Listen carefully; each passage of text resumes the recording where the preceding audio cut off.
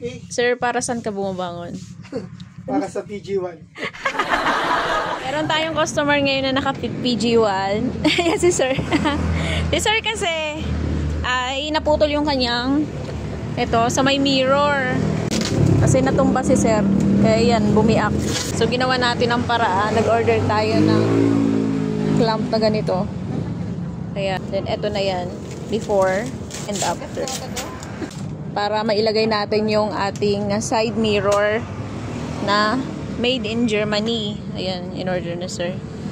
Then nagpalagay na rin si Bossing sa atin ng side bracket. So ayan, meron na rin siyang Motowolf side bag. Ito yung Motowolf side bag niya.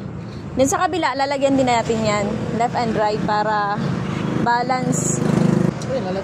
Lalagyan na ni Sir ng ano yan. Raincoat. Membranes. Marami tayong mga available ano niyan dito. Accessories. Nako Sir, ang dami mo pang ipapa-install sa ano mo. Parang araw-araw Sir, babalik ka dito. Magkano yung handle ko? Nasa puli po na ako. Lahat-lahat din yun. Ito, 7,000, 3,000, 3,000. Wag bilangin Sir. Marami pa yan. Marami mo pang ipapalagay dyan. Naabuti ka pa ng mga 170k. Sir, thank you.